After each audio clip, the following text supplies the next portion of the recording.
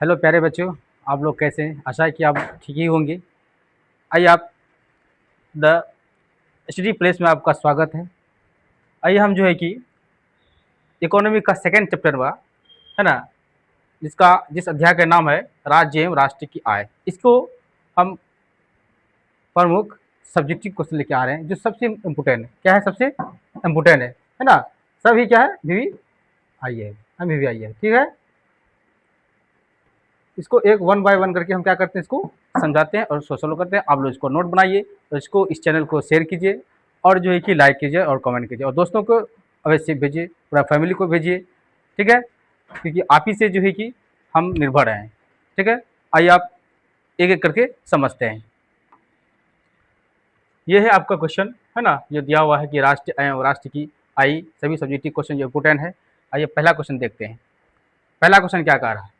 आय से आप क्या समझते हैं? आय से आप क्या समझते हैं, है ना। जब कोई व्यक्ति किसी प्रकार का शारीरिक अथवा मानसिक कार्य करता है और उसे कार्य के बदले में जो प्राश्रमिक, क्या बोलेंगे उसको? प्राश्रमिक, क्या बोलेंगे उसको? प्राश्रमिक, ठीक है। प्राश्रमिक कार्य, प्राश्रमिक मिलेंगे, इसका जो लाभ मिलता है उसे ही क्या कहेंगे? प्रति व्यक्ति आय कहते हैं। प्राश्रमिक मतलब होता है एक तरह का, उसको काम के बाद जो खत्म होने के बाद उसको एक तरह का रुपया मिलता है, उसको उन्हें पारिश्रमिक बोलते हैं। उसका फल, काम करने का फल को ही क्या बोलेंगे? पारिश्रमिक बोलेंगे। इसे ही क्या बोलेंगे? व्यक्ति की आय बोलेंगे, ठीक है। मुझे समझ में आ गया, है ना, कि आय से आप क्या समझते हैं? जिस प्रकार जब कोई व्यक्ति किसी प्रकार का शारीरिक अथवा मानसिक, शारीरिक से भी काम करे और मानसिक से भी कार्य करे, ठीक है, और उसके बदले में जो उसको क्या मिलता है? रुपया मिलते हैं, उसे हम क्या बोलेंगे? क्या बोलेंगे उसको?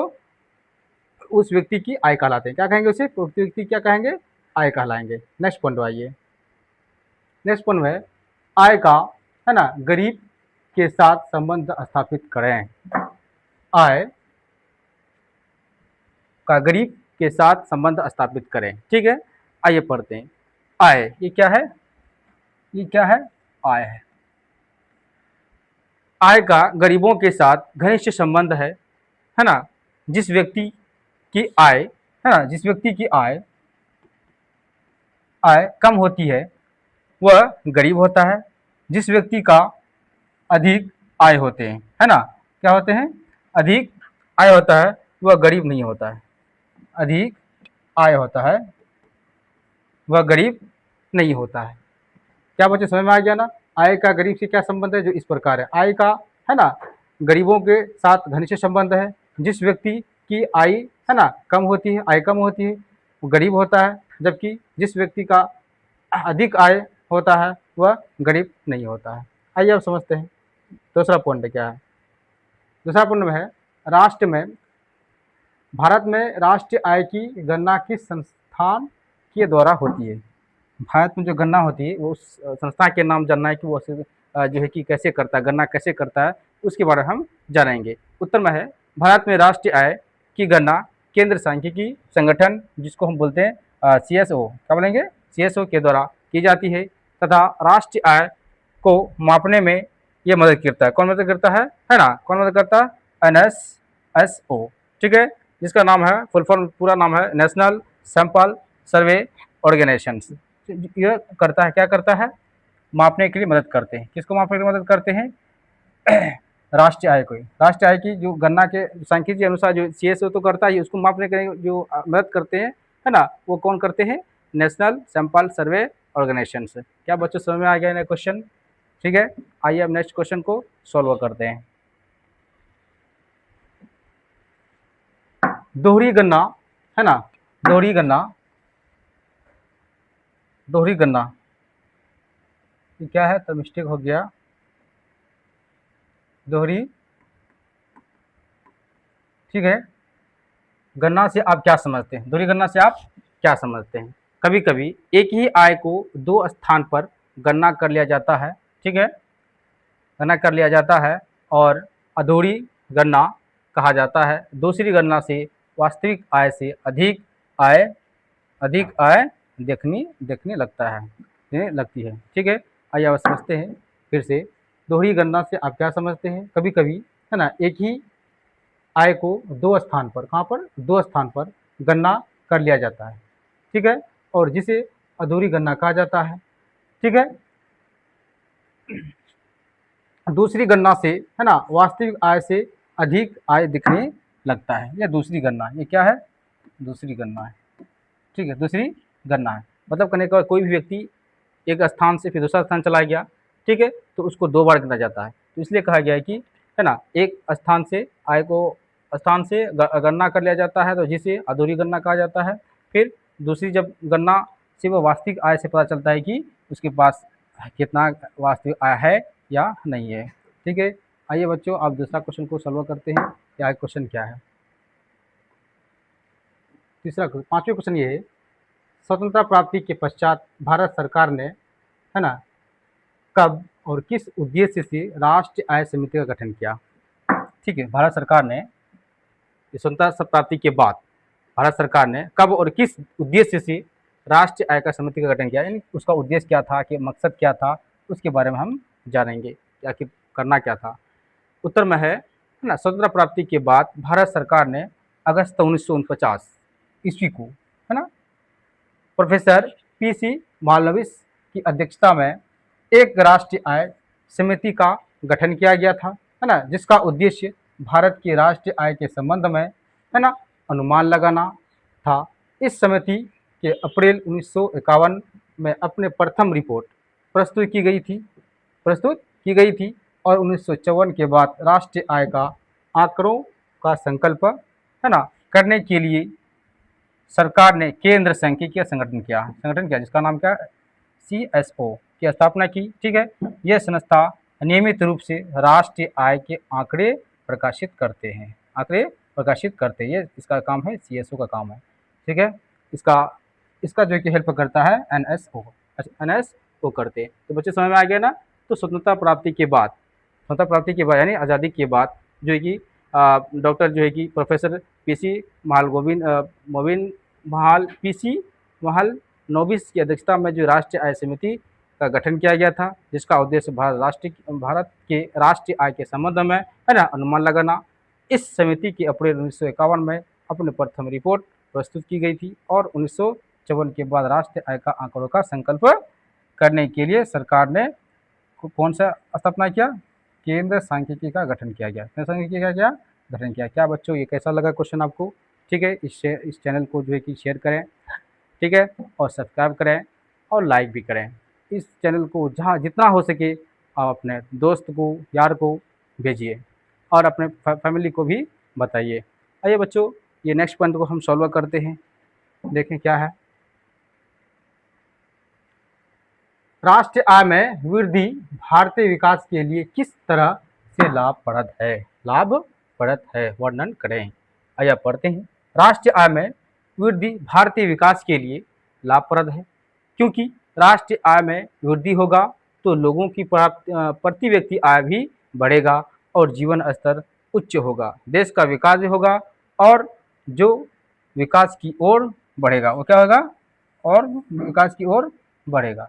कहने का अर्थ ये हुआ, राष्ट्र आय में वृद्धि भारतीय विकास के लिए क्या है, लाभप्रद है, बिल्कुल फायदेमंद है, क्योंकि राष्ट्र आय में वृद्धि होगा, राष्ट्र में क्या होगा, वृद्धि होगा तो लोगों की प्रति व्यक्ति भी आय क्या होगी, बढ़ेगा, क्या होगा, बढ़ेगा, प्रति व्यक्ति आय क्या होगा, बढ़ेगा। जब वह बढ़ेगा तो उसके जीवन क्या होंगे, खुशहाल होंगे, है ना, उच्च जीवन अच्छा होंगे। तो देश की विकास भी क्या होगा, देश की विकास और भी जो है कि आगे बढ़ेगा, क्या आएगा, और भी आगे बढ़ेगा। इसलिए जो है कि कहा गया कि राष्ट्र आय, है ना, वृद्धि होगा तो वो किसके लिए, यहाँ के लोगों, यहाँ की जनता के लिए बहुत ही महत्वपूर्ण है, क्योंकि उसको वह जितना इनकम कमा सकेगा वो उतना देश के लिए GDP के लिए फायदा होगा। इसलिए जो कि ये इस प्रकार का चैनल हुआ। आगे नेक्स्ट क्वेश्चन पढ़ते हैं कि क्या है।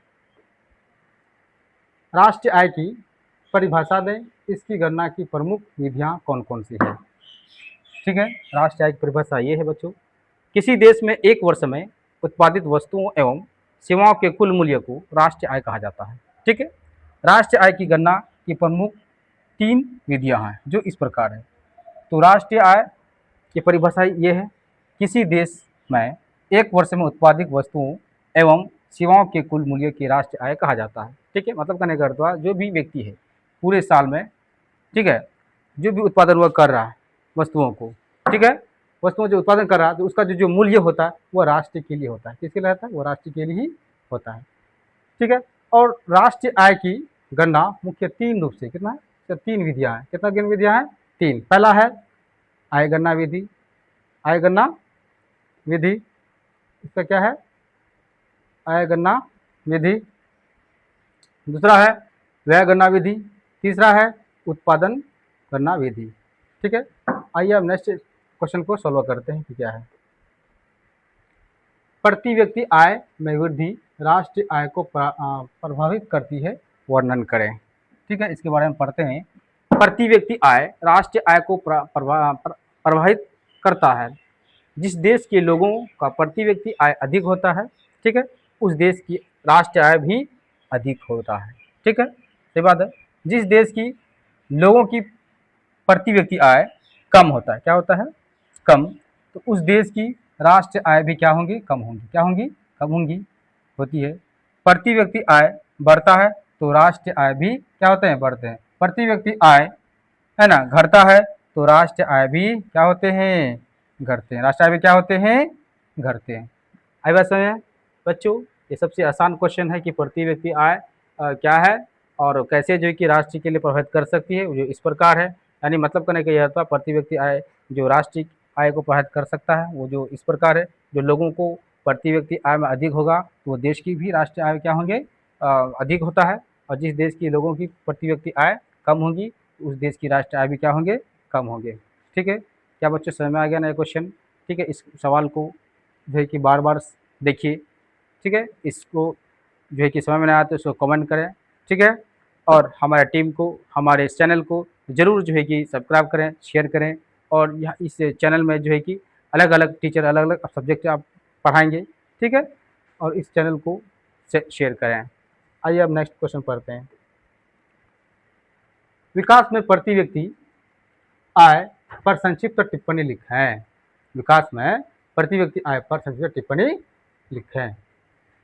किसी देश का विकास वहाँ के लोगों के प्रति व्यक्ति आय पर निर्भर करता है। जिस देश का प्रति व्यक्ति आय अधिक होगा वह देश विकसित देश कहलाता है। देश क्या है? देश कहलाता है। और जिस देश की प्रति व्यक्ति आय है ना क्या होंगे? कम होता है और अविकसित देश कहलाता है। सही बात है। प्रति व्यक्ति आय हमारे जीवन स्तर को प्रभावित करता है। अगर प्रति व्यक्ति आय अधिक होगा तो जीवन स्तर क्या होंगे? उच्च होंगे। क्या होंगे? उच्च होगा। और प्रति व्यक्ति आय अगर कम होगा तो मेरा जीवन क्या होगा? वह निम्न हो जाएगा, नीचे रह जाएगा। क्या हो जाएगा? नीचे होगा। अब समझ सकते हैं कि विकसित और विकसित पहले भी बताए थे। विकसित वो होते हैं जो जो वह देश जो हर चीज़ से मतलब जो है कि हर चीज़ से भरपूर मात्रा में पाई जाई हो, चाहे वो उद्योग में हो, पैसे में हो, है ना, और बड़े बड़े फैक्ट्रियाँ भी हो, बड़े हर एक चीज़ का मतलब जो है कि उसको सच्ची से उसको मतलब जो है कि आय आय आ जाए, यानी इनकम आए, तो उसको हम क्या बोलेंगे? विकसित कहलाएंगे। साथ ही साथ उस देश में प्रति व्यक्ति, उस देश के प्रति व्यक्ति प्रति लोगों को जो है कि प्रति व्यक्ति आय भी अधिक होती है, इसलिए वो देश क्या हो जाएगा? विकसित। जैसे मान ले अमेरिका हो गया, है, चीन हो गया, अदर अदर इसके अलावा बहुत से देश है, वो प्रति व्यक्ति वह देश कैसा है? विकसित देश है। क्या है? विकसित देश है। ठीक है, और अविकसित देश वह देश होते हैं जिस देश में लोगों की प्रति व्यक्ति आय कम होती है, उस देश का प्रति व्यक्ति भी आय कम होती है, तो वह देश हमेशा क्या रहेंगे? कमज़ोर रहेंगे, निम्न रहेंगे। आइए समझ में आ गया बच्चों? अब नेक्स्ट क्वेश्चन को पढ़ते हैं। राज्य और राष्ट्र क्या है ना? राज्य और राष्ट्र आय क्या है? राज्य और राष्ट्र का क्या अंतर है? ये आंसर है। राज्य का मतलब एक प्रशासनिक इकाई है जो एक सीमित भौगोलिक क्षेत्र में होता है, जबकि राष्ट्र एक व्यापक राजनीतिक इकाई है। इसका कोई राज्य शामिल होता है, कई राज्य शामिल होता है। ठीक है, राज्य एक छोटा सा राज्य मान लीजिए बिहार है, इसका भौगोलिक क्षेत्र जितना है उतना बताएगा। जबकि राष्ट्र मतलब होता है एक देश। राष्ट्र में क्या होता है? एक देश, और उस देश में कई जो है कि राज्य शामिल होते हैं। इसीलिए ये दोनों में अंतर जो इस प्रकार है।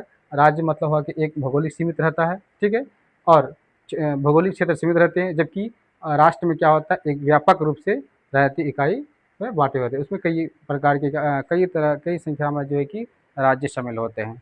आइए अब नेक्स्ट पॉइंट पढ़ते हैं कि क्या है। सकल घरेलू उत्पाद से आप क्या समझते हैं? समझे? ये लास्ट क्वेश्चन है। एक वर्ष में देश की सीमा के अंदर उत्पादित सभी वस्तुओं एवं सेवाओं के कुल मूल्य को सकल घरेलू उत्पाद कहते हैं। सकल घरेलू उत्पाद कहते हैं, मतलब कहने का अर्थ हुआ एक वर्ष में जो देश की जो सीमा के अंदर, देश के अंदर में जो भी वो कार्य किया, जो भी काम किया, उससे जो होने वाले जो इनकम है, वो वस्तुओं है ना, वो सेवाओं के कुल मूल्य को, है ना, क्या कहेंगे? सकल घरेलू उत्पाद कहेंगे। क्या कहेंगे? सकल घरेलू उत्पाद कहेंगे। बात समझ आया बच्चों? ये थी आपका चैप्टर नंबर, है ना, सेकंड का।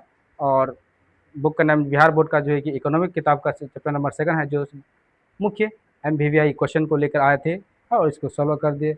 इस वीडियो को बार बार देखिए और इस चैनल को सब्सक्राइब करें। क्या प्यारे बच्चों, कैसा लगा ये वीडियो? कमेंट करें। धन्यवाद।